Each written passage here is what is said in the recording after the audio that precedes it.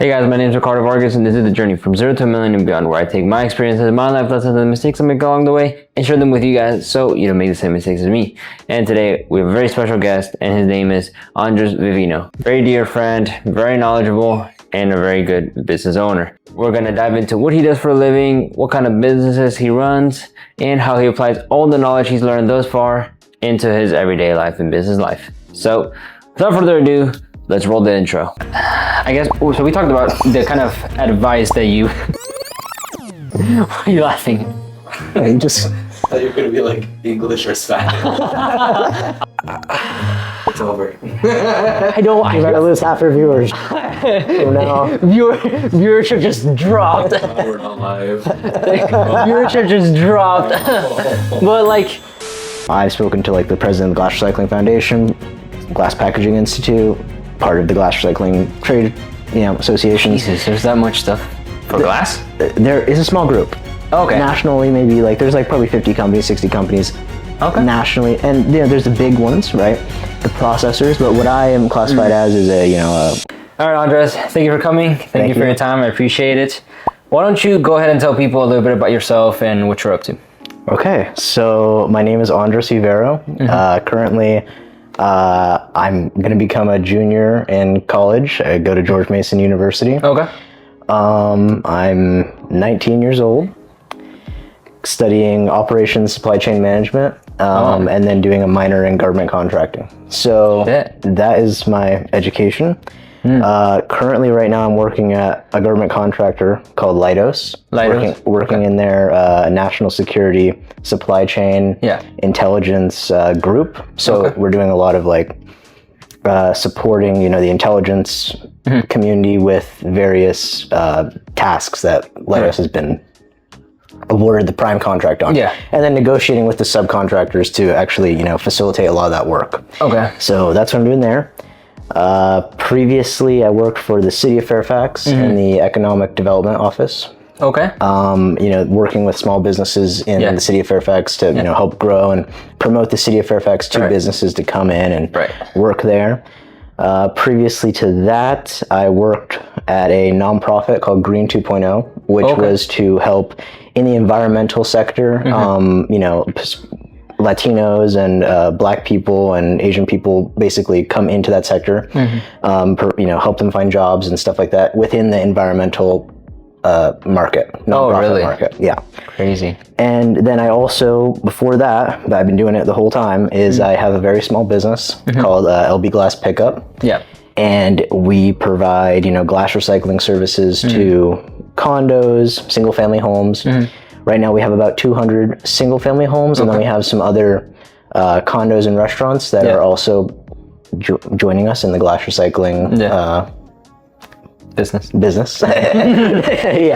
It's a partnership business. It's a project sometimes. It goes back and forth, but that's basically what I'm doing right now. Okay. That's cool. So let's rewind back. First of all, you said that you're 19. Yes. And you're a junior in college. Yes. How? The math ain't mathing in my head. Oh, is that... I was born August. August? Yeah, my birthday is in August. So when did you graduate high school? 2022. But you're a junior in college? No, I'm going to become a junior in college. Oh, okay. Yeah. It's the summer right now. That's what I meant. Yeah. He's trying his best. I was like, wait, what are you talking about? Yeah. Okay. I was a sophomore. Now I'm going to become a junior. Okay. Yes. We'll take that out because it's probably just me being dumb. Going back, how do you even step into this field of government contracting and working in government office? How do you step into that field? Yeah, so working at the City of Fairfax, it's kind of a multifaceted question. So I'll start kind of with the first part. Yeah. My interest in government contracting. So growing up here in Northern Virginia, most of the economy comes from the federal government. Yeah. Whether that be people that actually work for the federal government or they work for a company that then contracts with the government. Right. So either way, the entire lifeblood of this region is the federal government. And I've always been attracted to, kind of more technical skills, but I lack a lot of technical skills.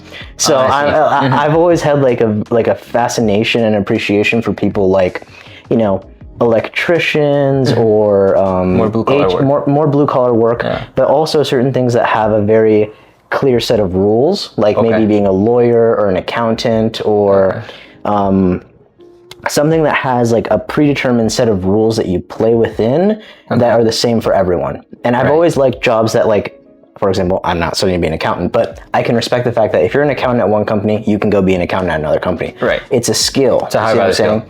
And for me, I decided to pursue government contracting more as a skill that I wanted to add to my repertoire, right? I wanted to learn about, you know, the full process of how to identify, bid, and then work with the subcontractor to actually get the work done, right? And I thought, well, you know, because lots of companies do that, right? It's a skill that once you get it, you can then go work for other companies, do something yourself. Right. It's a skill that is the same, where no matter where you go, all companies follow the same process when you're dealing with the U.S. government. Obviously, it's completely useless outside of the U.S. Oh yeah, that's what the US government, yeah. And then when I went to go work for the city of Fairfax, that really, you know, it didn't have much to do with government contracting because these businesses, they were really, it was just any business within the city. It was much more focused on working with small business owners and larger businesses as well to bring them into the city with various, you know, we can give them tax incentives or helping them with finding special leases. Basically, there's a lot of, you know, economic development is just like the field of trying to get business into a city to revitalize the city. But that part doesn't really have to do with government contracting. But yes, that is kind of those two. That's a lot. Those two things. Yeah, That's crazy. I mean, like, I'm guessing it's not easy to get into this field. And I guess, I don't know, do you need any connections, or is it easy just like simply applying, finding the actual job opening, or how does that work? Yeah, well, definitely I would say, I mean, I have a good amount of experience, and I would say for anyone who is interested in, you know, applying for a job, you do have to go and be creative. So like what I always do whenever I'm doing something like that is I'm finding the person that's going to make the decision. Maybe I'm sending them an email. Maybe I'm sending them a LinkedIn request, LinkedIn connection. I mean, you're very rarely going to just send in your application and just hope for the best, right? The other thing is, I didn't really mention this in the first part, but I had some good experience doing facility services maintenance. Which really helped me get the job that I have now, because part of what Leidos does, and at least in our department, is we're actually providing facility services maintenance to some government buildings within the intelligence community. So very similar in that facility service maintenance jobs. I'm dealing with subcontractors. For example, the building that I'm working on right now, they have a cafeteria. The restaurant that I manage over here, or that I was doing some work on, they also have a commercial kitchen. We're getting the bids from various subcontractors to do, you know, hood cleaning, for example, right? It's the exact same thing, although it's very interesting to me, at least it's a weird thing to be interested by. But over here, in my personal experience, when I was doing some facility services maintenance contracts in my business, it's only maybe 2 or 3 people. Over here, we have a team of 15 people. Working on the same thing. So, you know, it's just the dollar volumes and the expertise that these companies bring to the same contracts. It's very, very hard competition, especially if you were to, you know, be doing it yourself. And, you know, that experience, I didn't realize it at the time when I was saying it in the interview, but I'm sure when I was getting interviewed, she was like, oh, well, one of the contracts we're working on right now is facility services maintenance. Like being able to go through and talk about the scope of work, talk about subcontractors, talk about, you know, waivers of subrogation, all those types of things was probably, you know, appealing when I was interviewing. Definitely, yeah. So you definitely have to go into this with some type of background knowledge. It's not just like a starting position. It definitely is a starting position. Oh, it is? It is. I mean, you could, for example, you know, a lot of people fall into that type of work, especially in this area. Like you can, if you just have a decent amount of any type of experience, you will be trained, because it's very trainable. And it's all about, are there things like acronyms that you're going to learn in the process? Yes, but you don't need to know those things when you're coming in. And I think it is very teachable, and the skill is, as I said, the same at every company. So if you learn at a different company, you'll be able to quickly onboard with a new company, and they're going to appreciate the skills that you already brought. And but I mean, I think I got the job because I don't think there's many other people that were applying for that position that had very specific experience. Yeah. But I mean, I don't even know. I wouldn't even recommend that anyone even do that to get a job like that. You see what I'm saying? Like, it was just kind of, I wouldn't expect that of anyone. It was just completely luck at that point. I see what you mean. Yeah, I have a buddy that works at, it is out of Maryland, but he works at a facility maintenance company that's like huge, doing multiple millions of dollars. And he would tell me like it's hard to find labor for that kind of work because it's pretty much around the clock work, right? Whenever it's needed on demand, like, you know, if it's 4 or 5 in the morning, they need to do it. You need to find, of course. If you don't have the technicians employed, you need to find a subcontractor that's willing to go out there, and then you have to take responsibility for their work. Of course. It's a very hard industry to go into, but I'm pretty sure it's pretty lucrative. Yes, I mean, it's lucrative at the prime level for sure, which is, you know, where companies like that, you know, like Leidos would be at. And, you know, we do, the subcontractors, there are a lot of things that go into the contracts, especially around those on-call type of things. They have different pricing for that. And, you know, it can be very, very expensive that they charge. And, you know, but the thing about government contracts a lot of time is it's actually like a cost plus contract. So I heard, you know, those we're passing those costs along to the government, and we have to make sure that they are fair and reasonable. That's a big thing, obviously, because the government is actually the one that is going to be bearing the burden of those prices that the subcontractors pass on. We have to make sure they're fair, make sure that they're reasonable, and make sure that, you know, we're accounting for all of the issues that come into the profit of the subcontractor. We have to make sure that we have our numbers very dialed in on what it should cost. But yes, it can be very expensive, especially with the more technical roles. Yeah, and now that you brought up cost plus contracts, I have some background knowledge on it, so correct me if I'm wrong.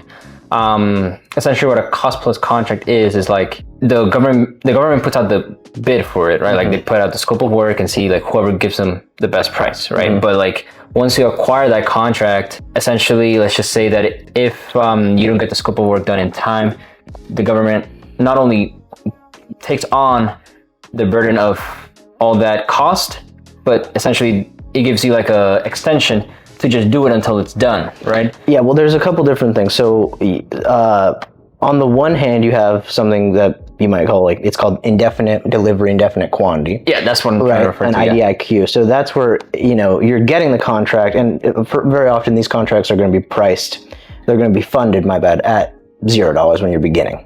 Right? So, and then as it goes on, they will give you a funding increase. Right? So they may fund you for 3 months or 6 months or whatever the customer wants to fund you for. And then you will continue with that work, but you don't have a firm in contract agreement that it will continue. It's basically up to them. And so that's, for example, very common with a lot for things like landscaping and stuff like that. For example, even on the government contracting side, let's say you had a prime contract for landscaping. Right. That's going to be a firm fixed cost, right? You're going to just offer your bid and, you know, that's it. Firm fixed cost is firm fixed price is the most risky for the subcontractor, because obviously they're taking on all the risk. If they underbid that job, then they're going to lose money. It's like a regular job, it's just, you know, basic. That's the most simple contract. And then when you have something more like cost plus, you have cost plus flat fee, and then you have, you know, cost plus percentage. And cost plus percentage, in some places it's not even allowed because it kind of can incentivize overspending. So that's what I was kind of getting to. So cost plus fixed fee is the more standard one. And the way that they determine how much your fee is generally within the contract. There are some rules that are written in, and then that generates what you call your award score. And that's basically out of 0 to 100. And, you know, if you fulfill within the parameters that they are trying to incentivize you to, then you will get maybe, say, like an extra couple points on your award score. I see. And for example, like we just had a contract at the job, and it just got finished up, and the government gave us like 98 award score. Wow. Right. So that means that we got 98% of what we could have gotten. Out of the 100% that you put the bid on initially, or? Yes. So Okay. we got basically 98% of the profit that we would have been able to get. Okay, so the profit, not the actual full, like, the top line number. Yes, because a lot of that top line number that they gave us was just reimbursement for the costs. Okay. See what I'm saying? I see. Because these costs are like, it's not all at the end. It's like throughout. See what I'm saying? So it's like the whole time the subcontractors are billing us, and then it's getting passed up. It's like, and it just goes on. I see. So it doesn't really stop, especially when you're talking about like an indefinite delivery, indefinite quantity, because those just, there's just no. Okay, so to kind of summarize it, cost plus, as long as you're finishing within the initial parameters of the contract, you will get a percentage, which is then multiplied to give you whatever profit you initially set out to get. Yes, basically. Okay. But that is only for profit. That's not for the actual cost of deliverance, which because they know that they're going to pay cost plus. Yeah. So it's all included. They know they're reimbursing you for the cost. Okay. But that's why it's very, very important that you have the proper accounting in place to then track those costs. Damn. Because the government will eventually, not now, but they will go back and they will make sure to look at those costs and make sure that when they were getting charged, it wasn't something stupid. You know what I mean? Right. And so a large part of that job that I'm doing right now is, making sure that the contractors are in compliance with how they are reporting those costs. They're not taking advantage. Yeah, not taking advantage, and it's just, we have to be very like diligent with everything that they spend. Right. We have to be doing comparisons too. So it's not just like, they tell us one thing, it's going to cost this. Well, we have to go out and we may have to solicit bids from 4 different companies. We may know that we're only going to go with one, but we've got to do our research to make sure that the government doesn't come back and say, well, why did you go with that guy? That wasn't a good deal. Okay. You should be trying to get a good deal. You see what I'm saying? Yeah. Okay, everything makes so much sense. Because the way I had it envisioned, well, it's not from first-hand experience, but have you read the Elon Musk autobiography from Walter Isaacson? I have not read that. Well, just a very small point in that book. There's a point where, because you know how he owns SpaceX, right? Mm-hmm. So in the aerospace industry, they have cost plus contracts in for NASA and Boeing and all of these people, and like one of the main reasons why he went in there is to change the structure of those cost plus contracts, because they didn't really incentivize actually getting the mission done or getting the things done, because they could just pass on all the expenses to the government and the government will pay because they don't have any other option. Yes. So it was just a very, very slow industry because of that. That's kind of why I wanted to that's why I wanted to know what the actual terms of those cost plus contracts is, because they, in the autobiography, made it seem like, you can just pass on indefinitely expenses, whether they are actually expenses or not. Yes, yeah. Well, there is, I don't know if SpaceX in that scenario it probably was the prime contractor. So there is less, it's up to them on top of how much due diligence they want to do. But in a scenario like at Leidos, at least in the department I'm in, we're subcontracting a lot of it. Other places like, if you're, a lot of it is services. So that's basically all subcontracts. It is. And, so we have to make, and we're not doing the work, so we're really checking our people for our compliance. If you didn't have someone checking you, then maybe there could be more rampant extensions. But that's that's super common in like all the space stuff, because it's just so like, it's just, it looks good and they just want to spend money on it. The space stuff I think is completely different, because that's new technology, right? Like whenever there's like something new and like, technology type of stuff, the spending can really go on forever. Like for example, when they're making a new, because the government also a lot of times for that type of stuff, like, when they were making the new, I think it was some type of fighter jet, right? Yeah. They ask for bids, like, make us a new, whatever the number is, F whatever, there's F-16, F-17, whatever the newest number is, right? And, so Lockheed Martin, for example, maybe they're doing it, and they don't know how long it's going to take. Right. Like, Yeah. Like, I mean, because it's like a whole it's new a whole new thing. Yeah, exactly. So yeah. and Yeah, they that's what want, I'm and saying. obviously the government wants new technology. So how do they know they're not going to come up with some crazy X-ray thing? Yeah, I don't yeah, know. yeah. So Exactly. So it just depends. Whereas with things that are more concrete and the scope of work is much more defined at the beginning, you have That makes a lot more sense. Yeah. So it kind of, I guess, within the cost plus contract thing, it just varies between industries.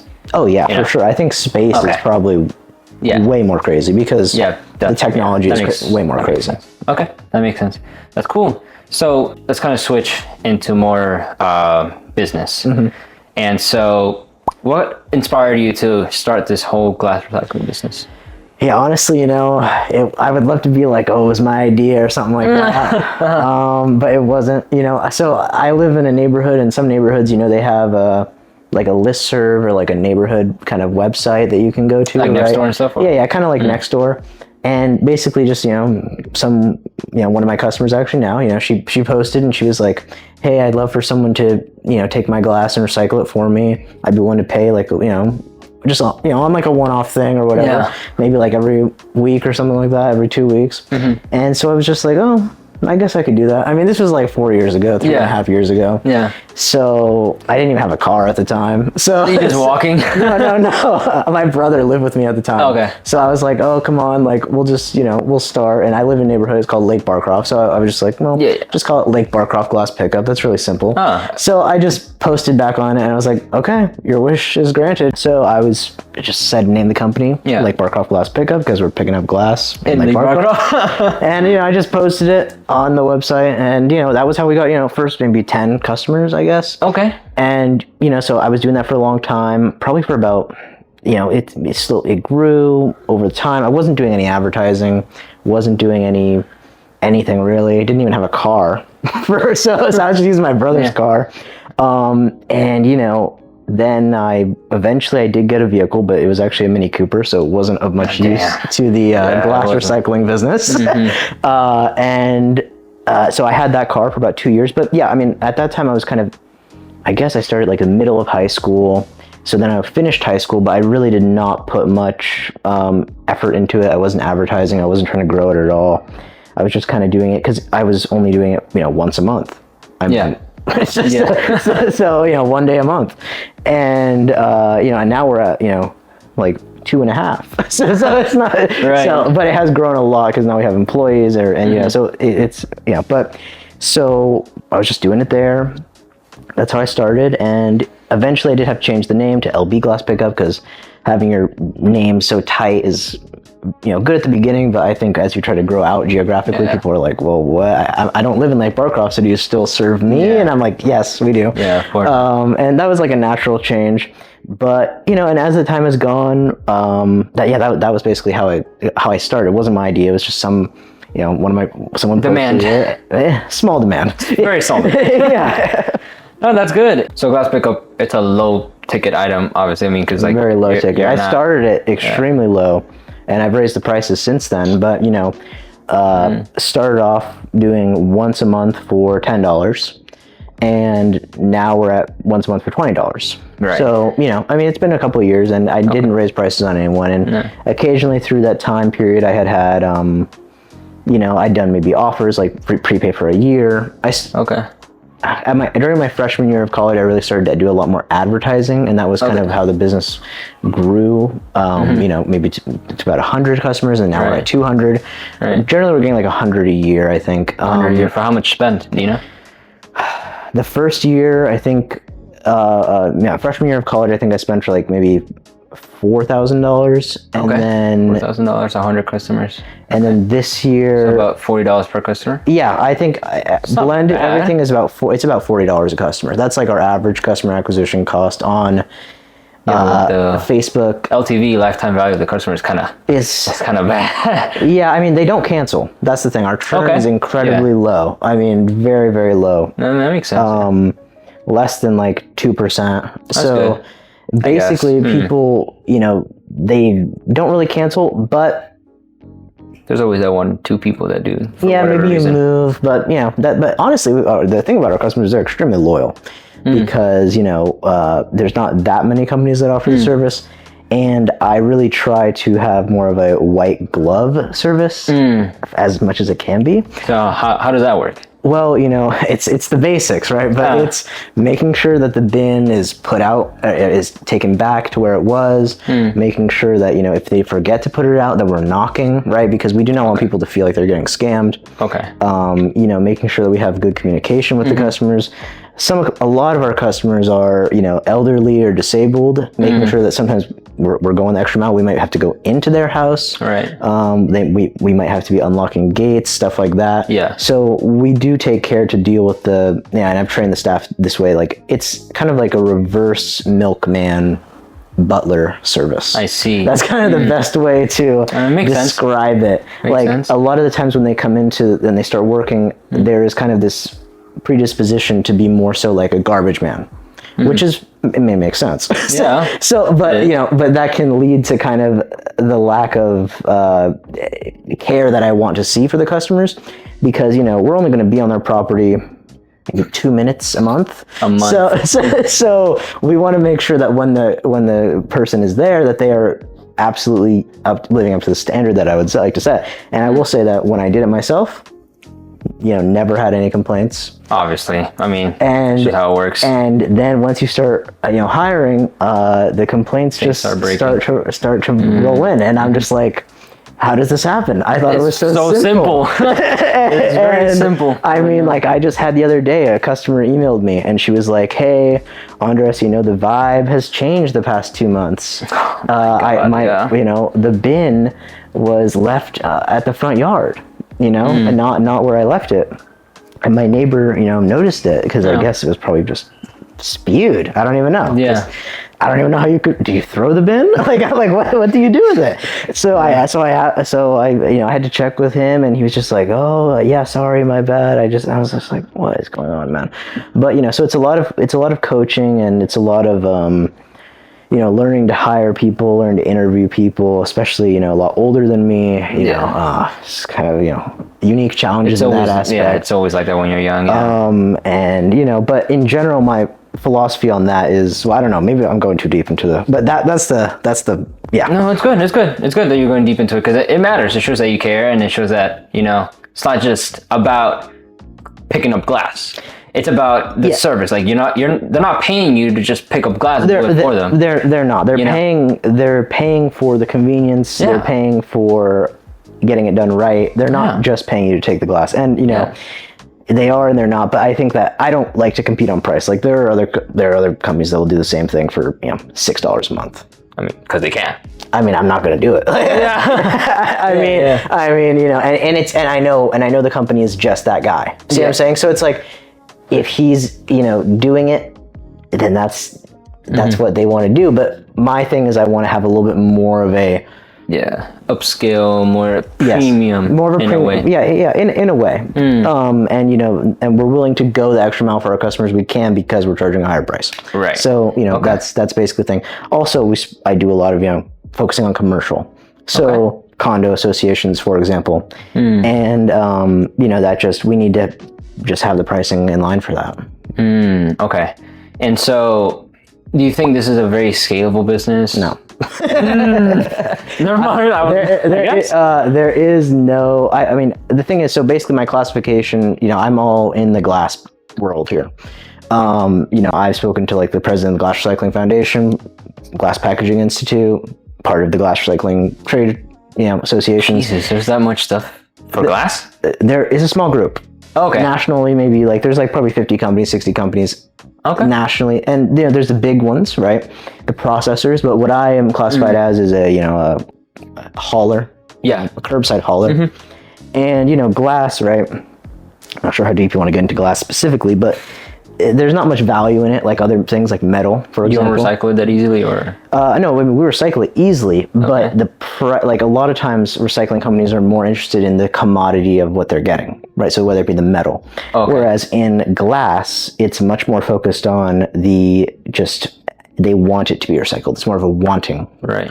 Okay, I see. So, where was it? They're not getting much out of it in terms of money and stuff. On the glass, but they want to have But they want it to be recycled, because glass is something that is such a prime candidate for recycling Okay. that there's a lot of pushing from the government and from Okay, I see. and from states and from large corporations and bottle companies and drink companies. I see, There's a lot of pressure on glass recycling, but it doesn't come from the market necessarily. Okay, it comes from more almost like a rule in a way. Yes, it's like a role kind of that we're trying to fill glass into.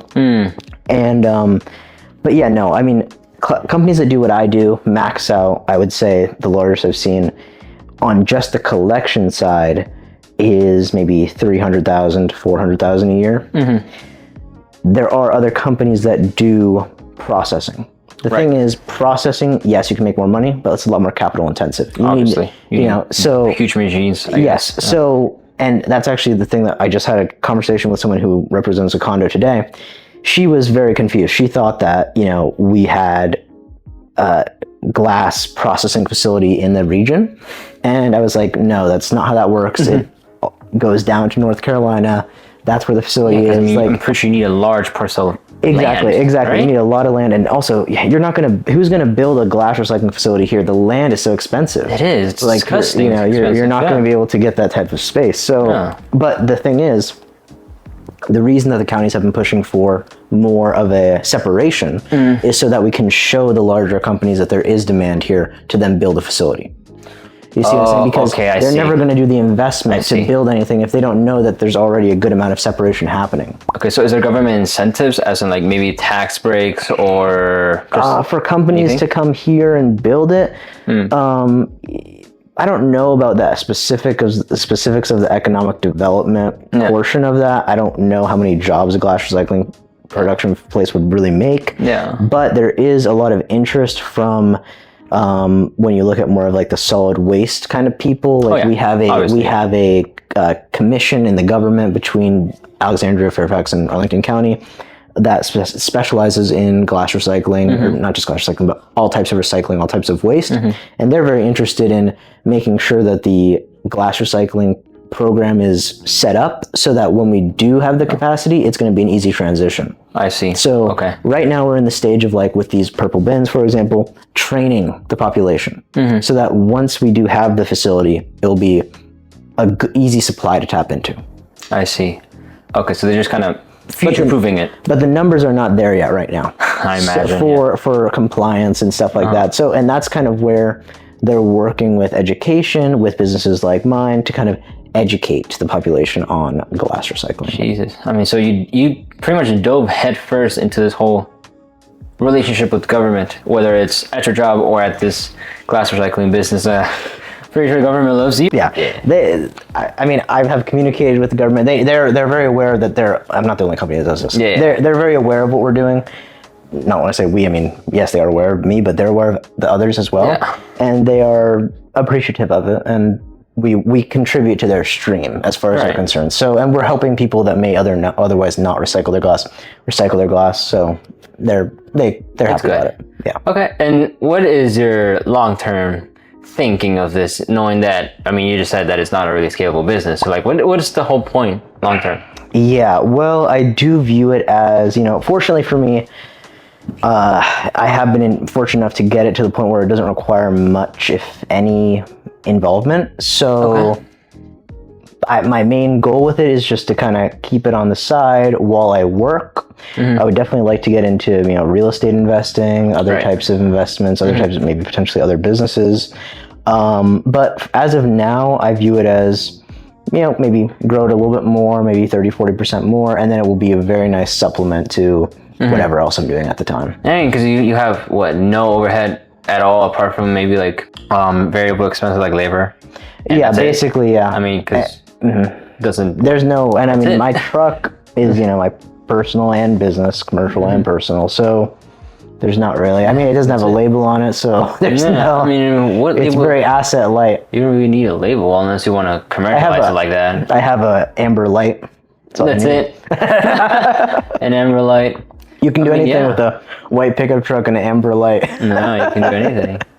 So, like, I guess walk us a little bit through day to day for people that are not really following in suit. Like, do you just have an employee going in door to door, just picking up and just dumping it in there, and then just going at the end of the day to the purple dumpster. Yep, exactly. That's really it. We have a couple different people. Most of them are subcontractors, so they have their own businesses. One of them is pest control business guy. And Okay, everyone has, so everyone kind of just supplements from this. exactly. Okay, And that's good. and the thing is, my philosophy on that is when it comes to labor is pay extremely well, and overpay, and just for Yeah. ease of mind. There's a lot of Right. KPIs that they're hitting, that bonuses based around certain incentives, like quality. They are paid a firm fixed price, so they are incentivized to get it done quickly, but obviously want Yeah, obviously. quality as well. So, but basically, my philosophy on that is pay a ton of money to people that can be committed about it. I mean, I have no reserve. I mean, these people are working maybe 2 days a month. Yeah. So you overpay because I need them to come. You know what I mean? Yeah. So basically they're compensated as a certain percentage of revenue, and and that's basically just what they take. And I mean, I've tried. I hired a salesperson, as I told you, and it's all right. All right. We do a couple things, a couple direct outreach things, but and the thing is, I just don't think that anyone is going to be able to sell as well as me when you're training at the beginning. It works like that. But I mean, that's another thing. Just working with people that are not. It's hard. You can't expect someone to sell. Also, the other thing about my business that I would highly is the education aspect. Okay. I mean, that is so difficult. I mean, because we're breaking down the barrier of, first you have to recycle your glass, or you should be recycling your glass. 90% of people don't even know that. Yeah. Then we got the people who are like, I didn't know that either. well, I can recycle my glass by doing it for free. Taking it to these bins, shouldn't I just do that? And then I got the small subset of people who want to pay for that. So it's a whole process. You're bringing it through. You're going to lose most of it. So that's why I do a lot of online, focus a lot more on inbound than outbound. But for the commercial and stuff like that, it's a lot of going out to condo associations and just talking, meeting with them and seeing if they want to do it. I mean, quite frankly, I just had a meeting with one today, and she was like kind of iffy, and she's like, well, we already take it at the purple bin, and I had to explain the other thing is trash and recycling companies in the area, some of them don't communicate properly that they don't recycle the glass. They are a little bit more like, I don't think it's malicious. I think it's just ignorance in a way. You're talking to a customer service or a sales account executive at a trash company. He doesn't think about the intricacies of glass recycling as a part of their stream. He's focused on the whole picture. Yeah. So he's just not, it's not malicious at all, but sometimes there's a lack of, on the commercial side, they're getting really mixed signals. And on the residential side, it's a very niche product. So I imagine. I mean, like you said, like, what difference does it make that I can just take my own glass to a purple dumpster a couple blocks down versus you picking it up? Exactly. But then you have the smallest subset of people that will pay for that because they don't want to do that. Exactly. And then you have some people that, they don't have a car. That's another thing. Yeah, a lot of our customers down in Old Town Alexandria, and they don't have a car. Because they don't need it. Yeah, so we have a ton of customers in Old Town Alexandria, and they have income and they don't have a car. Okay. So it's the perfect situation for that. That makes sense. And I guess, like, you don't have to give specific numbers, but what's your conversion rate based off of, I guess, the amount of prospects you get per ad? And then on a lead ratio, it's 50% close ratio. Oh. And 50% is just, I would say maybe 30% of that 50% is just maybe a wrong number or some type of just complete something's wrong with that lead. I don't know what it is, but I had no communication. And then maybe the other part of that 50% is, pricing, probably. They're interested and then the pricing. But in the beginning, I would say my conversion ratio was worse on Facebook because I had it a little bit too open. But then I really changed my Facebook ads to be more like, only fill this out if you're like ready. You know what I mean? I see. Like I had the pricing on the ad, but I just decided I don't want to deal with people that are not. I also want the algorithm to train on people that actually do want it. So you're getting, if you do a Facebook ad, a lead ad, and for me, lead ads have been the only ones that work. Website ads have never worked for me on Facebook. You haven't tried Google ads? On Google, website ads are fine, but on Facebook, Google ads or website ads are terrible for me. I get tons of traffic, but no one signs up. So I have to do the lead ads. And 50% of people who fill out the form will sign up. That's not bad. But that's after That's not after the first. They sign up and then they immediately get text and email. But I'm following up with them maybe 2 or 3 times sometimes. Mm-hmm. I always follow up, 5 times. Yeah, that makes sense. If they don't, if they say no, I stop it, obviously. Yeah, I would think that Google Ads would actually do better because people are searching for the... Yeah, but the search volume is so low. Well, that makes sense. That makes sense. Yeah, that makes a lot of sense. I mean, it's different. There's no one searching. Yeah, there's no one searching for it, so it doesn't matter. It makes sense. is, and the cost per click is very high on that because if you're searching for glass recycling, I do Google Ads, and they are pretty good. Generally, I'd say the click-through rate's very high, 10, 11, or 12%. So, very good click-through rate. The cost per click is a little bit higher than I would like. That could be around $5, $6. Yeah, because the volume is just so low. But once they come to the website, the problem with the Google is a lot of people, they're searching for glass recycling, and then they don't want to pay for glass recycling though. So they're looking for a free option, which is fine because you're just Googling glass recycling near me.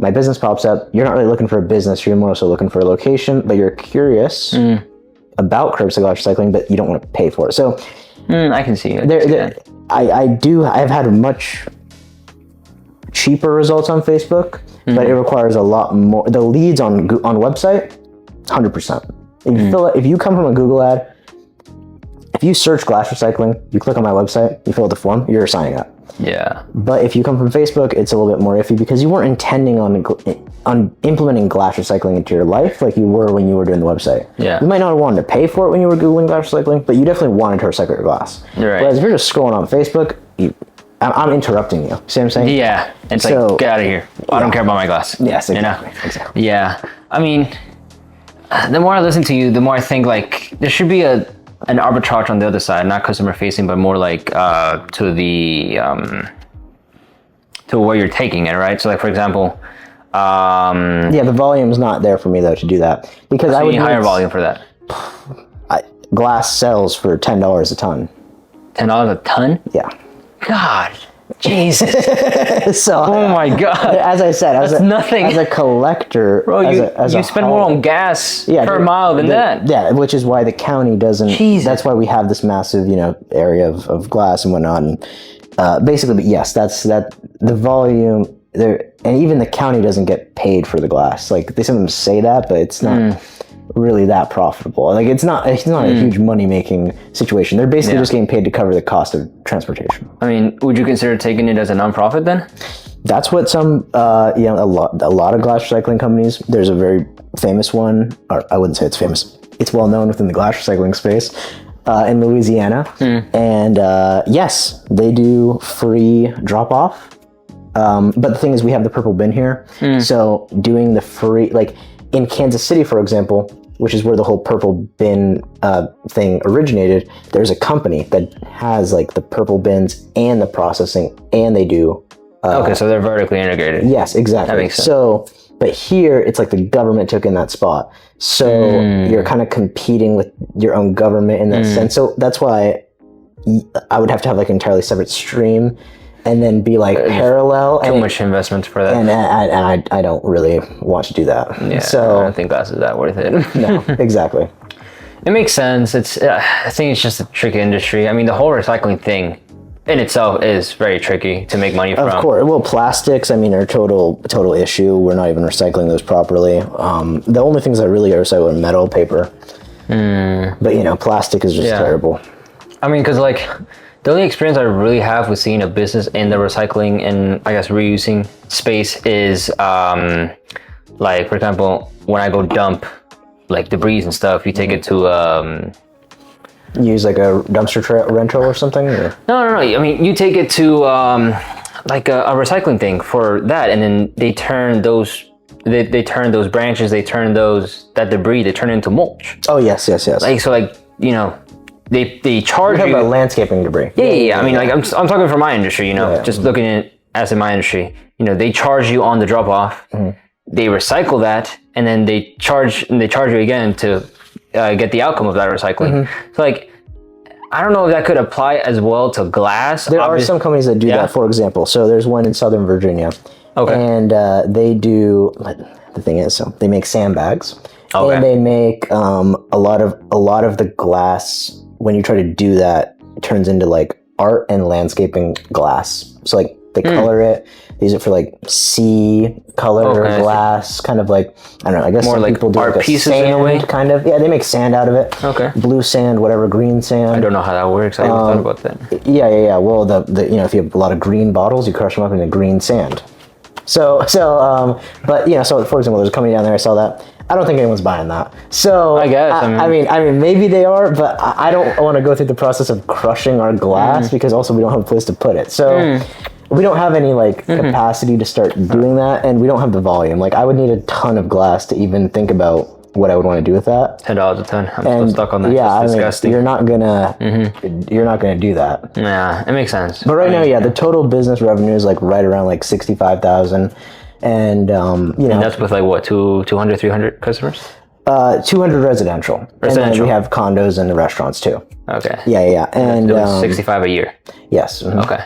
So and you know, so well, we only work a couple days a month, so Yeah. that's the benefit of it. But you What's know, the margins? Like what, 80, 70% gross margins? yeah, it's about like 80% after all the well, Labor. I do the commercial myself. Okay. So that doesn't really count because I just haven't gotten. I'm going to hire someone to do it, but I don't think it's ready for someone yet. Like, You probably need a little more. yeah, a little bit more, and just also the processing. And basically, it's like it's too much work on that one day that I don't think I would have to break it up because I don't think one normal person would want to do that. Right. So, Yeah, you because know. 100% of the things that you do, people would just do 80% of those. It would Yeah. just take a little So I'm longer. just like, I think I just need to like split it up or something, or you know. It makes sense, yeah. I mean, you know, it's small ticket, but obviously like once or twice a month makes a little sense, and most of it is just take home money at the end of the day. So it makes sense for it to be a side business for everybody, including the employees. Yes. No, it's a side business for them. It's very similar to I don't know if you've seen the business that does like vacation. You probably haven't seen this. They do vacation rental trash cans. Like they bring in your trash can, take out your trash Vacation can. rental trash Yeah, cans. it's like Airbnb. What? Like For it's hard- trash cans? Yes. It's called like Trash Monkey or something like that. Basically, they use a distributed network of I'm sorry. runners. Monkey? Yeah, I think it's maybe Monkey, it's a trigger word for him. Trash monkey? cart monkey. Maybe I don't know. It's something like that. That is crazy. But yeah, it's kinda, they do kind of like an Uber version of that.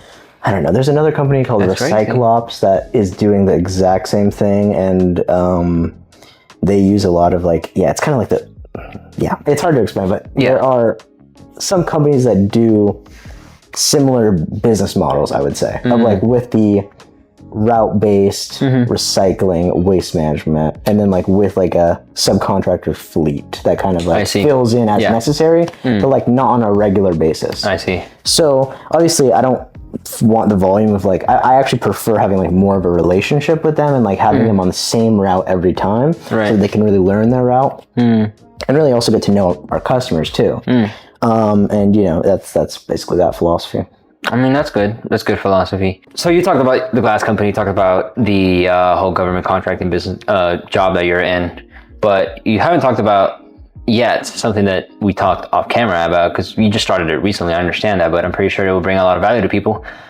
You have a door hanging distribution business that you just started out. So talk a little bit about that. How does that work? Yeah, so in my glass recycling business, you know, I was utilizing a lot of door hangers and I found them to be good, you know, very good actually. But, you know, I thought I don't want to either, you know, I thought I could have more of a team helping me put the door hangers out. Okay.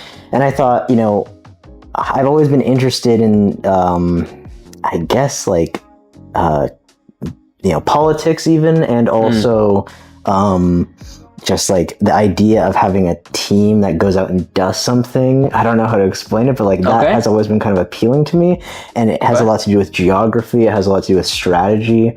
So I wanted, and also I wish that there was someone who provided this service to me, because when I had tried to use other companies to distribute door hangers, they weren't doing it the way that I wanted them to.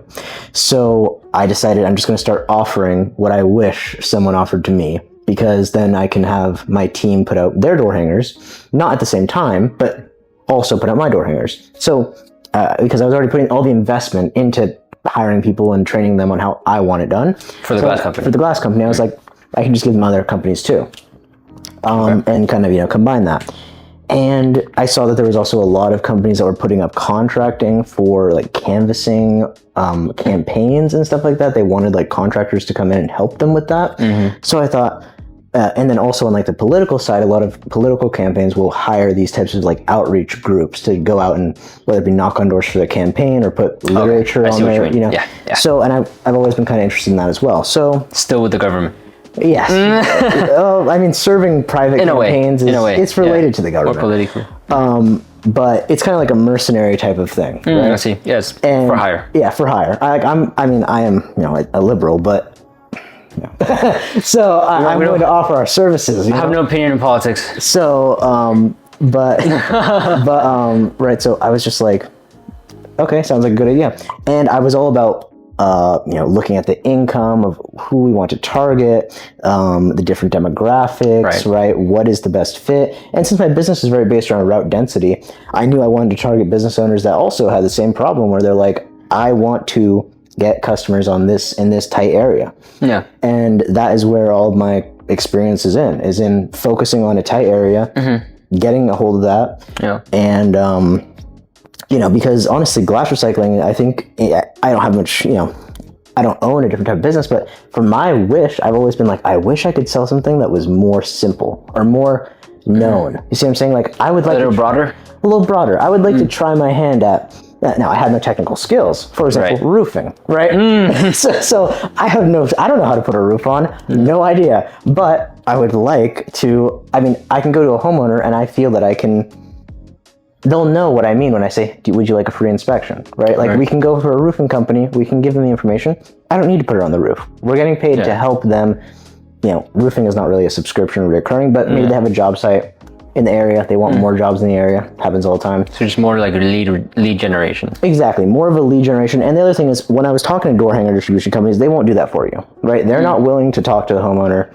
They're not willing to make sure that it's done with people that you want to represent your brand. They're not willing to train them on your products because why would they, right? Yeah. But that's what I would like. And so that's what I want. That's what I started wanting to offer. Yeah.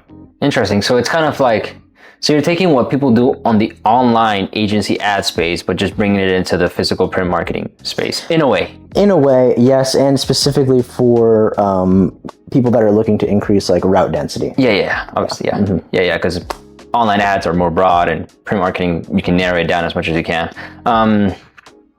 So that's interesting. So how do you manage to manage both of these simultaneously? Is it hard? Well, I'm guessing since they're in their early stages, it's not as hard, but as you scale up, do you find that a little hard or?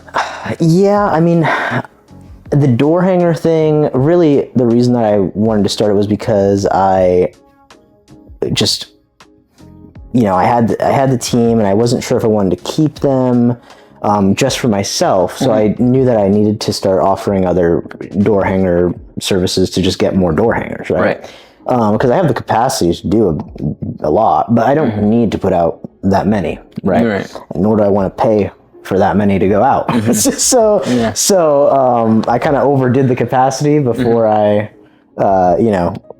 before I even wanted to pay for it. So and then I got kind of put in this position. And I've always been interested in helping them out, but the numbers are very good. I don't know if I want to be managing a full-time distribution of door hanger crew. But definitely I think, I've had some meetings with other business owners in the area. We have put out a couple hangers for other companies, but it's not at all taking up too much of my time because I can also really control the flow because it's all outbound. Like if I'm looking for a new client, I start calling and that's it. Like there is no, my glass recycling business is on 2 weekends out of the month.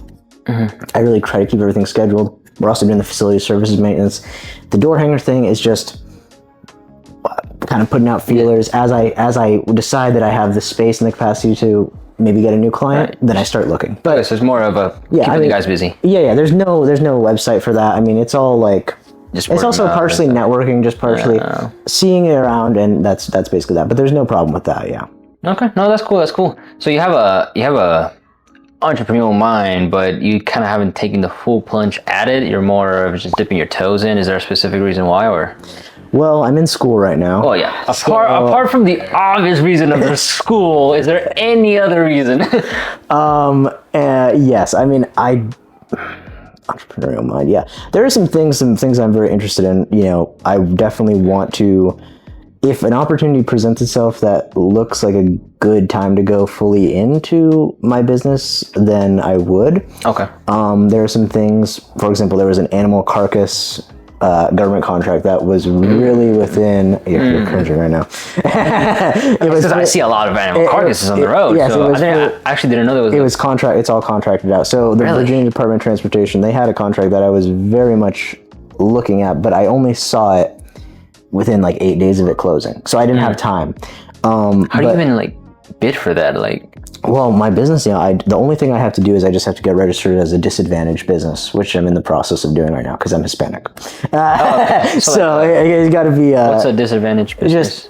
It's just a classification. Okay. It's like if your net worth is under 1.8 million and you're Hispanic or black. Oh, so it's like more of that race thing, like Yes, like but when you're dealing with the government, minorities type of stuff. Yes, but when you're dealing with the government, there's a lot of regulations and rules about like you get extra points in the contract if you're certified in this way, and a lot of times they're set aside for them. So right to help them out and like help out small bit whatever. yes, I know what you yes. I know So what you mean. It's there's like just to make them look good. Exactly. So there's a lot of these small business and micro set-asides that I'm definitely interested in pursuing. And I mean, they're small, but they're not that small. You know. Imagine. It's so, interesting. I mean, yeah, you know, but a lot of people look for that silver bullet, but they don't understand that it's just a bunch of 100 golden BBs that actually make the wealth and get you to the point where you want to be. You know, it doesn't necessarily have to be one big giant business. of course, no, and I'm not a very creative person, so that is, you know, I mean, I'm not like gonna come up with some app or something. I can't code, like so. So and also my ideal goal in the long term would be kind of like a tried and true like real estate. That's something that I definitely. I don't really ever see myself, at least for the short term, being like fully an entrepreneur. I mean, I hate that word, honestly. Really? Why? Like small business owner. Like entrepreneur just sounds so like fluff. You know what I mean? Right, because it's like a lot of negative connotation because of like, I guess, social media and stuff. Yeah, a lot of like grifting and stuff like that. Whereas like really, I'm more so just like, I mean, I'm self-employed half the time. I mean, if I'm not doing like an internship or something like that, then like, yes, I'm self-employed, but I mean, when you're all of your customers are your bosses. You never really. I understand. I understand that point of view. Yeah. So I try not to, you know, ever be like that and type of stuff. But yes, I do. I do have the propensity to want to work for myself, and you know, sometimes I'm not the best. I can see why my personality might not be the best employee sometimes, and that is where probably the natural inclination to go and do things for yourself comes from. But there's a lot that you can learn from. Like I very much view myself in a learning stage. Obviously, like I don't think I have the skills to do what I would like to do. So, and that's why I don't fully like invest in the glass recycling company, for example, because I don't really view that as the best that I could do. I think I need to learn from other people, and the best way to do that is, you know, through working. Yes. Right? And so, yes, I made a video about this. I just made a video about this. In your 20s, you learn. You don't earn. You don't focus on earning because you don't have capacity to earn anything because you don't know anything. Exactly. So it's more important to learn. So, you know, I mean, I've always been trying to learn from people, and every job that I take, I really try to get into it and really learn as much as possible. And, you know, there's definitely things I'm interested in, but I do definitely think like my ideal life would be maybe real estate, invest in. That's long term, more a long term. That's good. And you know, just kind of learning more about that business. I don't think I would want to do like a home service business or something like that. It's more so just, I don't know. It's a mix of, you know, personality versus what I'm interested in. I love business development. Like I'd be totally happy just working, you know, in business development for any type of company and just selling their product. If they have a great product, I mean, commission. I'm very financially motivated. Yeah. So I have no problem with a job if it's, if it allows me to tap into my kind of like entrepreneurial spirit where it's like they're compensating you based on what you bring in, that's like what I like. So whether I'm doing it as a business or whether I'm doing it as a job, it's really irrelevant to me as long as I'm just making the money. Yes. I mean, at the end of the day, that's what matters, that you're making money and that you're good with it. Yeah. No, I mean, that makes a lot of sense. Yeah, I think a lot of people get wrapped up in this whole, like, I got to work for myself because, you know, big boy's not doing me right, or I'm getting underpaid. And it makes a lot of sense. But you also have to think about, like, you know, you're at a shitty job doesn't mean that all the jobs are shitty. You know? Of course. And I do believe I take a self-employed view to employment. If that makes sense. Like, it makes sense. I hope my employer does this, but like, I really view myself as like, an independent that is coming to work for a company to offer them what it is, right? And like, it makes sense. It's almost like that's what you do. And if That there's is another what you company that has a better offer, and then you go there, right? So I view myself in that, in my sense, like it is like a business. Right, like just in my mindset, like you're just selling yourself instead of selling a product or service. Exactly. Yeah, it makes sense. I mean, that's a good way to view it because I mean, on the other hand, people see themselves as slaves and stuff, and like, I mean, if you want to think like that, I mean, go ahead. It depends on the job too. I mean, if you work at like McDonald's, which I've worked at McDonald's, yeah, I mean, there's no shame in it. I've worked at McDonald's before. I worked there for like 6 months. Yeah. But you know, yes. But also, like, for example, if they wanted to let me grow in like a weird way, because I was like a minor at the time, they wouldn't do this obviously. But like, if they said like, here's a path to upper management, just do these things, I would have like been in. You see what I'm saying? Yeah. But they don't really do that. So you have to kind of do that yourself by going to other places. I mean, take Chick-fil-A for example. I mean, there's a clear path, but just a lot of people don't want to take that path. You know? Exactly. I mean, at the end of the path, you see yourself as a franchise owner, and while it's very capital intensive, like you need a lot of money and you need to work there for a bunch of years, at the end of the journey, just millions and millions of dollars being made as a franchise. So like likewise with McDonald's, same thing. You know, you grow up, you know, you're flipping burgers, doing fries, and then you become a manager, and then you become a regional manager, and then you become a whatever other manager, and then if you want to step up the ladder and become a franchise owner, you can. So like, not everyone can. There's blocks along the way. Obviously, there's a very simplified, roadmap. There's obviously very strict categories. If in a hypothetical example, which wouldn't happen, they actually did give you like a clear path, and they're like, we're going to invest into you as much as you want to invest into me. I'd be willing to do that. Like, I've got no problem about working for someone else. You know, but it's just, unfortunately, the reality of it is like, I'm trying to learn as much as I can to offer what I can, and then just move on. But at the same time, I think I'm just the type of person that would want to have something on the side. I need that type of like independent income and independent type of safety net, so I don't feel codependent. Because that's the other thing. I can't perform as well when I'm at a job if I didn't have my glass recycling business making, like, I make more in my glass recycling business doing so much less work than I do at working 40 hours a week. Like, you're like, why am I working 40 hours a week? It's like, I'm just doing it to learn. See what I'm saying? Okay. And it's like, that's what it is. But it gives me that safety because like, I don't need the money. So I'm like, fine. And the money is not the prime objective. You're actually looking for. Exactly, I'm trying to gain skills. So that's good. That's plus. I mean, you do get paid, so you know, it's good. I mean, you get paid to learn. Is the best exactly. Getting paid to learn is that's kind of how I view it. Yeah. No, that's a great way to view it, and I hope a lot of people switch to that mindset. And you know, like if you're in a shitty job and you feel like you're getting taken advantage of, just know that just learn more skills and get involved and take the initiative to do something better for your own and stop being a victim, and then go into a more lucrative industry. Like it might be hard for some people, right? But like at the end of the day, it's not so hard to switch. It's just a mindset thing, like you said. I think a lot of it is mindset. Obviously individual people have individual problems, but at least how I feel is like, yes, I'm very interested in learning. Like at every job I've ever been at, I've like wanted to take, or I've been like, I want to take my boss's job. Like that's like how I've felt. You know what I mean? Yeah, and like it's kind of like I want to like learn that and do it myself. Like that's kind of how I've always felt at a job. So, like I've always wanted to get like promotion or whatever. Like that's how I've always felt. Yeah. But, maybe sometimes people, maybe they feel like they really, and the thought of like having a job where there's no progression, that scares me. Like I do not like a job that, that's why I'm always trying to learn and grow. Yeah. That's good. That's good. I mean, at least if there's no progression, at least get something from it, you know, Yes, learning wise. That's good. And apart from all that, do you have anything coming in the near future? Any other initiatives? Any maybe job furthering your job? More skills that you're learning? What do you see yourself in the future?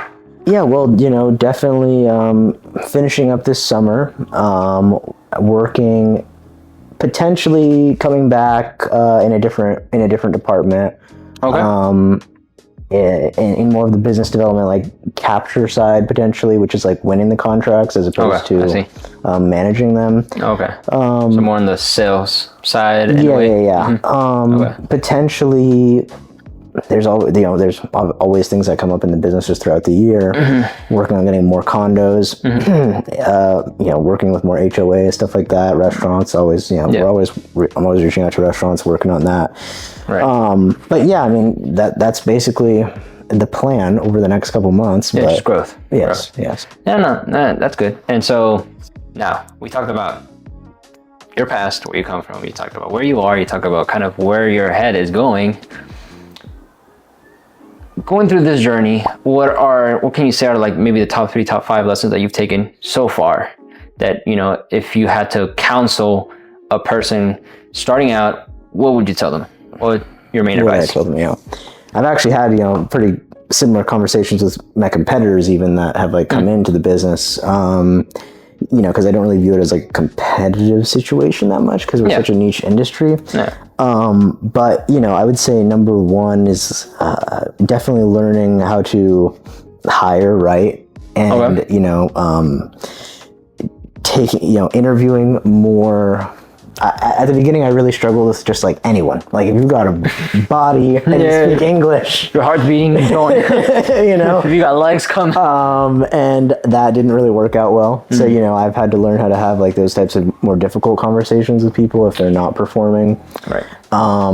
The second thing I would say is the most important thing is like the business development part. Okay. Like one guy that I worked for, he told me, the most important thing is like sales. It's the most important skill. Okay. And it really is the most important skill. Like, I think if you focus on getting the contract and getting the customers, everything else is fixed. Yeah, because money fixes everything. Yes, everything else comes after that. So I would say if you want to focus on one thing, I would say learn how to get the work as opposed to learn to do the work. Okay. I think you can always like hire people who know how to do the work. Yeah. And then the third thing I would say is, just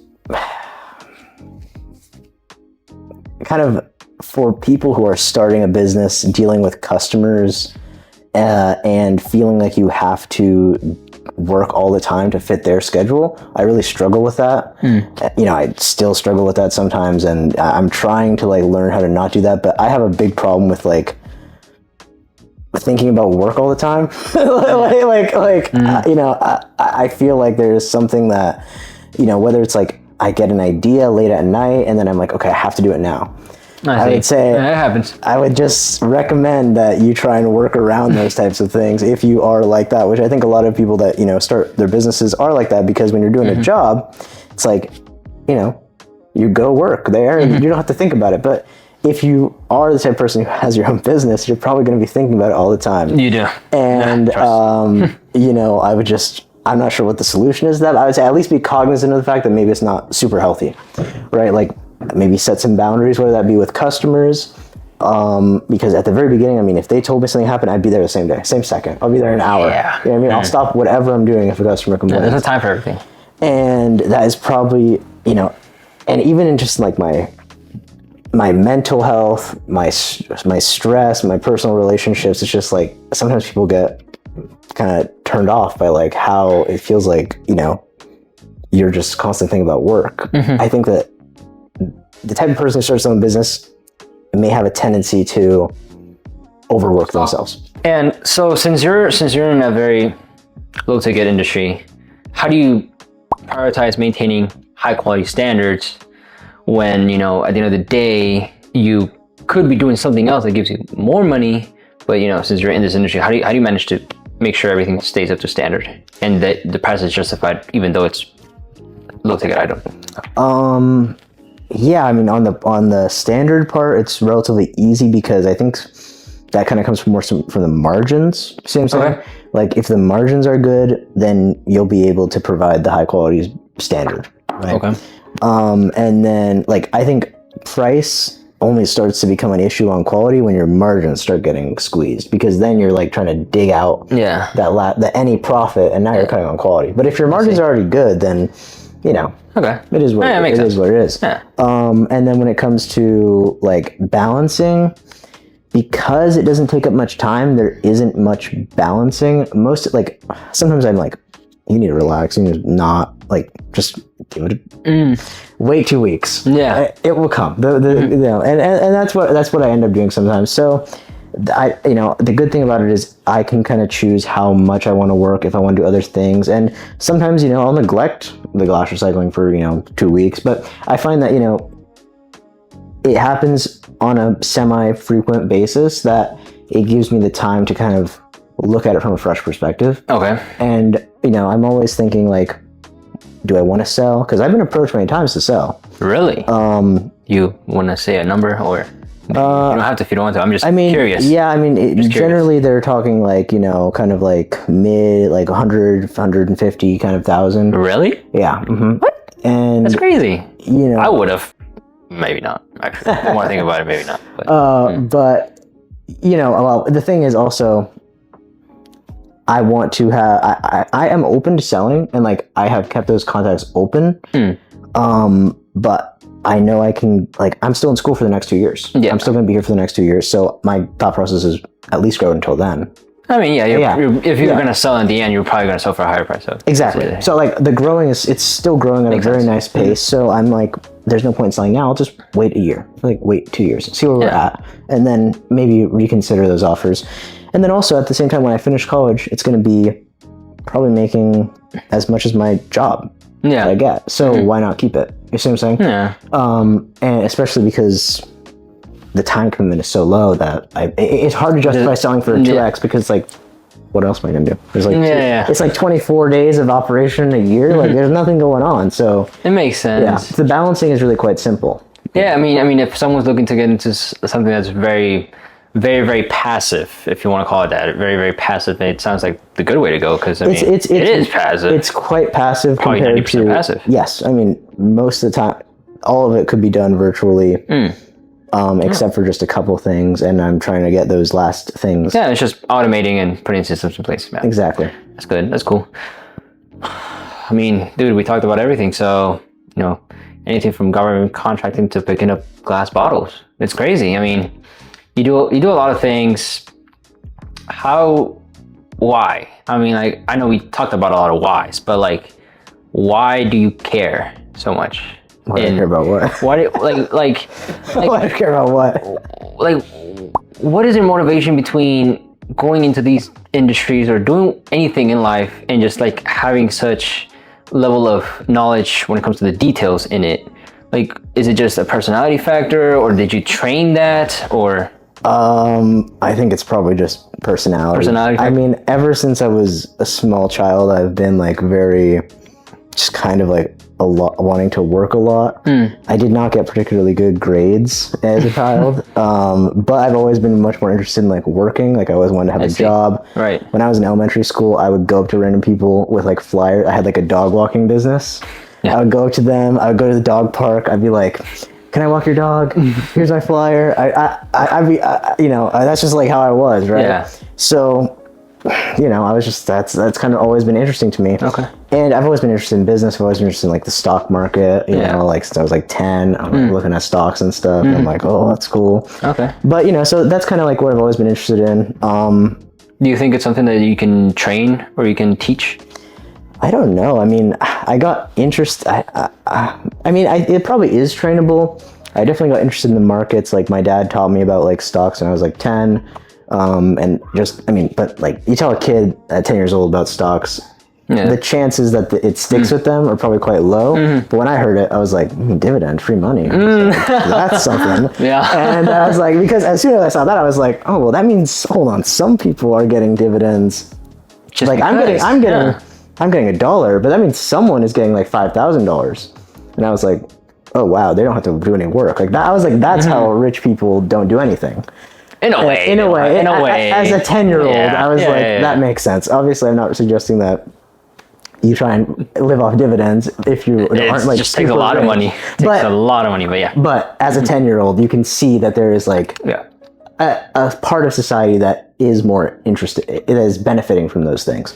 Yeah, And I was always interested in that. And, you know, I mean, I think I'm also just the type of person that I do like to work. I do like to kind of learn about different industries. So I think it's probably I'd say a good amount of personality.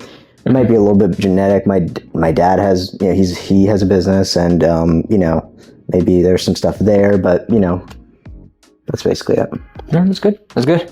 So you talked about the kind of advice that you would give to people starting out, but lessons wise, and I guess we can dip into mistakes wise. What are the biggest mistake you've made and the biggest lesson you took from that mistake across everything? Across all I can tell you the biggest mistake that I have made was the first time that I got approached for a commercial contract. I was still in high school at the time, was still a minor, obviously could not sign a contract, could not get insurance, you know, just all these things. And, you know, I got or I didn't get the contract. I was in the process of, you know, going through it. And basically I just kind of got scared and kind of just didn't pursue it the way that I should have. Like I was into it, but I was just... You just got scared that it was just too big for you? Or? Yeah, it really wasn't too big because we have contracts of that size now, but it was just at the time, you know, first one as well. I didn't really know how to deal with it, didn't really know how to do it, didn't have a vehicle that was like up to scope, you know, all that stuff. So, you know, I lost that, and I just decided at that point that I was just not going to let that happen again. So I was like, I know if I get another opportunity, then I'm just going to have to go all the way no matter what to get that next one.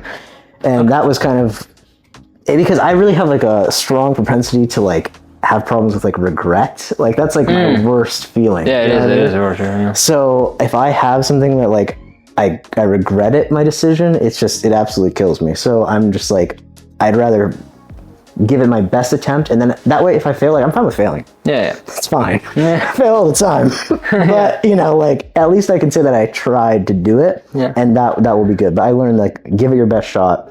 Don't just, you know, get, you know, scared of it or whatever and psych yourself out basically. That's good. And with that, that's the time that we have. So thank you, Anders, for coming. Thank you. Psych! Don't turn it off because we still have the freestyle portion.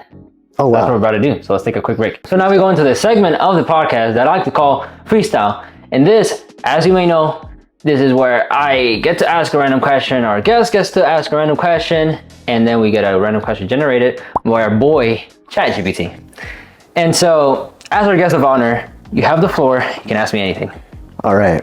My question will be, what are your plans for the next 12 months in Limit Lawns? The next 12 months.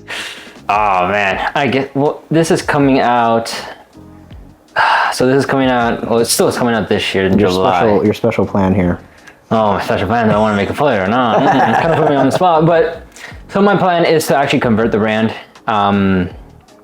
I've talked to one of our industry, I guess you can say industry professionals, industry gigantic, like one of the giants in the industry, and offered me a chance of converting the brand over to a franchise, in which at first I wasn't going to, but just looking at the numbers, it makes the most sense because at the end of the day, what I care about is my financial situation and getting to the goal, the financial goal that I want to as fast as possible, to then branch out and do things that I actually want to do, because, you know, landscape is not my passion. It's not landscape is not what I like to do. You know, I don't like to be out in the sun, and I only do it because I think it's a very lucrative industry, and home services overall is a very lucrative industry if you know how to do the arbitrage right.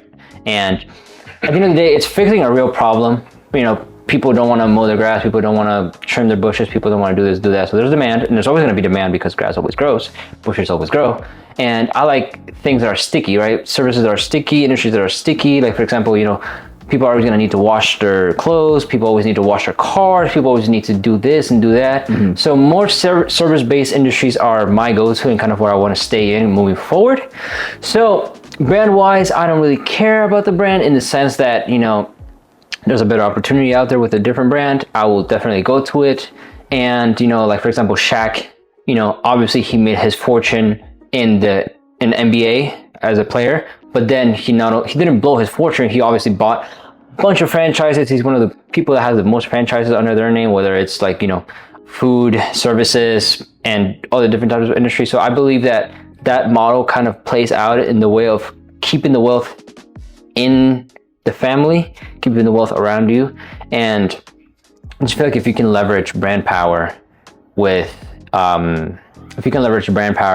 cash and just work, the sky is the limit in franchising. And honestly, like as you said, you know, you're kind of in your job more as a learning opportunity than an earning opportunity. I kind of see myself learning from someone who's already made it and who has the systems in place and who has done this for 10 plus years. I feel like being in that circle of like-minded individuals that are looking to further themselves as a person and as a business is way more beneficial and is way more long-term payoff than just going into business for myself and essentially being alone in this whole process, right?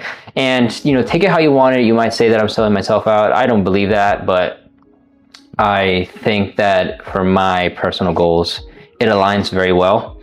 And I get to essentially fast forward my process 2 to 3 years, right? Because, you know, when you're in the home service business, you're selling labor, you're selling time, and recruitment and delegation and building systems in place to make labor efficient is very hard. And managing people is probably the hardest thing you will ever do as a business owner, because people are the one variable that is not controlled at all, because you don't control people, or else that would be slavery. But, you know, people have their own things going on, and it's very hard to manage people. And so rather than going through the pain and the hardships of being ignorant and not knowing how to do it and learning the hard way, I've learned throughout the years that I have the tendency of learning things the hard way. And I kind of don't want to do that anymore. You know, I kind of want to see if I have the chance to learn from someone else, then I will always take that. And if I can make more money that way, I will. And so in converting the brand, I feel like I meet those two goals. I get to not only learn from him, I get to also learn from other people, and I get to make more money while doing it. So learning while earning. So I feel like in the next 12 years, and I guess numbers wise, the next 12 months, maybe 2x, 3x what I'm doing now, and doing it at a very manageable pace without so much stress, because obviously there's a lot of benefits in franchising. And overall, I've always thought the franchise model was a very, very good model, as in like learning and earning wise, right? Because systems are in place, processes are in place. You get to learn the power of branding. You get to learn the power of, you know, leveraging different systems and options. And so, like I said, the amount of things that I'm going to learn and the amount of money that I'm going to earn far outweighs the sense of pride in having your own brand. That at the end of the day, it's kind of what it is, right? It's my business, it's my brand. I built it from the beginning. It's a sense of pride, which is not bad.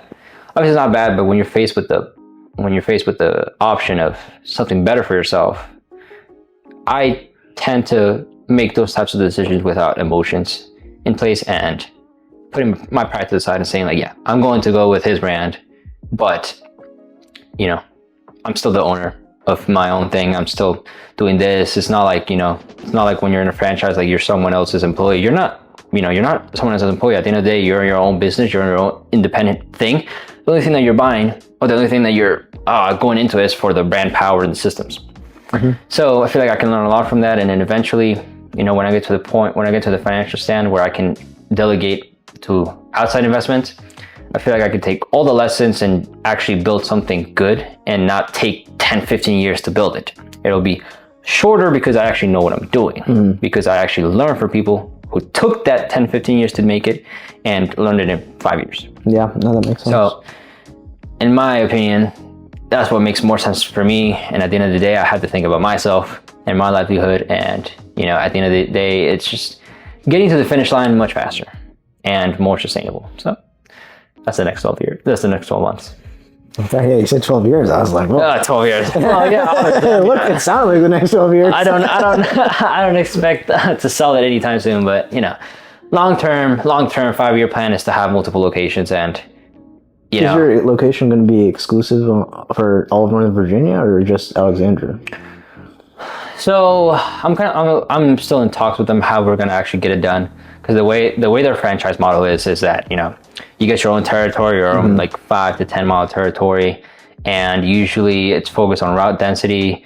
And so you want to get like, you know, you want to have your range to a couple 100,000 homes. And then, you know, if you want to build a big location out of there, obviously you can. It's your choice. Again, like, you're not selling yourself out to anybody. It's still your own business, your own trucks, your own things, whatever.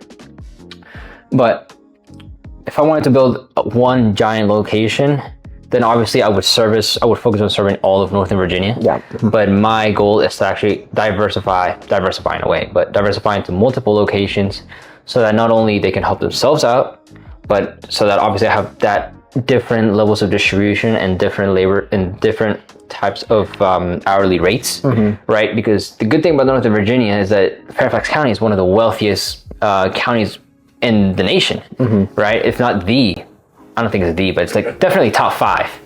It's definitely top 5. It's definitely top 5 in the country. Yeah, In the country. No, Loudoun County. Loudoun County and Montgomery County has like one of the... One of them is number 1 or 2. I think it's the data, richest per capita. Yeah, per capita. Fairfax. It's not Fairfax. Yeah. But it's one of the. It's one of the. It's one of the top 5. And top 5, Arlington is definitely. also one of the top 5. There's a lot. Yeah, so I mean, I'm saying like Northern Virginia has counties that are extremely wealthy, and there's a lot of money to be made here. And so I feel like just, you know, having different locations, different subsets of Northern Virginia is actually more, you will see the margins better, you see profits better than just having one giant location. So that's kind of my 5 to 10 year goal, is just having up to 5 locations and seeing what I want to do, whether I want to sell, which I probably won't, or just want to keep it as a cash cow, which that's my goal from 20 to 30 years, is just building a cash cow. So then, you know, obviously not have to worry about money, being able to focus on kids and all these things of life, but, you know, also going into things that I want to do, I actually want more passionate about, and I actually want to do, which take a lot of money. So I see. Okay. yeah, So that's a lot. I'm ready. So my question, I haven't thought about it. I haven't thought about it. So something that I don't really talk about in this podcast is politics. And then you kind of like dipped your pinky toe in it, in terms of like you would service politics in their campaigns, whether with the door hangings and stuff. Like, politics has a lot of effects in terms of business. Obviously, politics and laws have a big effect on business. For sure. But do you think government should really have a say in how business should work, in the sense of like its actual, I guess, culture and like inside policies and stuff, or should government just strictly stay to laws and taxes and that? What is your opinion on that? Because a lot of people think that bigger companies should be regulated by the government and should be told what to do by the government. What is your kind of stance on that? Well, I do think that when it comes to the culture of a company, the government probably should not be particularly involved in that. And that should be up to more of an individual company taste. Obviously, there should be rules about, you know, discrimination and stuff like that. But within, you know, working hours or stuff like that, I think it should probably be up to the company if they're working over 40 hours a week, you know, overtime laws, stuff like that. But if they want to have maybe a harder working culture, and then another company wants to have more of a lax working culture, I think that should be up to the company. When it comes to regulation, I think that, you know, it's mostly about protecting the consumer. It's mostly about health. I think those are the most important things that the government should be focused on. Obviously, if there's a product that's dangerous, that causes danger to people, you know, but I'm not fully against products that are, you know, I mean, Like, for example, cigarettes. I'm not sure if, I don't think that they should be banned, right? I mean, they're not good for you. They're not good for you, but But it drives the economy. I mean, at some point in the whatever. I do believe in a lot 70s of and 80s, yeah. personal choice when it comes to those types of products. Like alcohol kills a ton of people. Yeah. But I mean, in my business is glass recycling. Majority of it is alcohol. I mean, but I think that, a lot of it should be to personal choice. But the government, waste management is a heavily regulated industry. I mean, because of there's so much connection with the government, and it does actually help in some ways, because if there's complaints, that you can go directly to the county and they will work with you to make sure that they're very strict about making sure that you have those pickups. In areas where it's more unregulated, there can be some quality issues, and waste management is one of those things that tends towards like a monopoly. Like, it's not in areas that have a lot of competition. I think there is less regulation, because like in landscaping there's very little regulation because there's so much competition. But when you have things that are, for example, like medical waste disposal, you don't want just anyone driving around with medical waste in their car, because if it spills, that's going to be a public health hazard. If you have a ton of trash companies driving around, that's going to cause a pollution hazard. That's going to cause it's literally like not good. There needs to be certain regulations, but I think in general the regulation should be about protecting the health and quality of life for the citizens. I don't think they should be super overbearing, but I do think that there is room for a good amount of regulation. I think there should be communication between businesses and the government. Right. That's definitely something that I think is important, and it does happen. So, so like, I mean, kind of like branching from that, because governments are really strict against monopolies, right? They always, they I don't know what the actual technical term is, but like I guess they veto like companies. Mergers, they veto like mergers and stuff.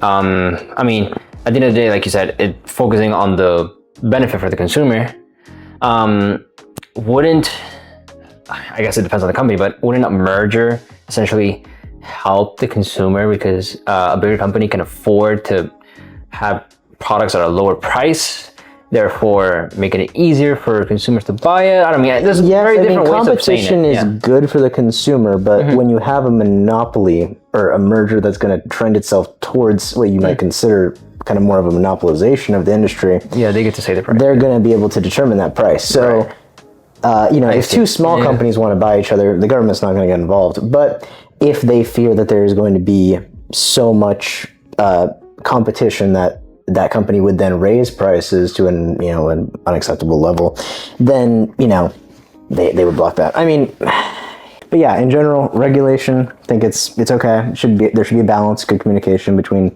business and consumers and the government. But just to take care of the customer, take care of its people, and just it makes a lot of sense. They shouldn't really dive into the culture or the how to do things. Yes. As long as it's safe, as long as it's not abusive. I think that's good. This is where we wrap it up. Thank you, Andres, for coming. Thank you for your time. Thank you. If you get any value from this, just leave some feedback. Always looking for some feedback. Like if you like, don't like if you don't like, subscribe. We have more interviews and more videos coming in. And until next time, see you guys. Cut! Huh? Cameraman, god damn it.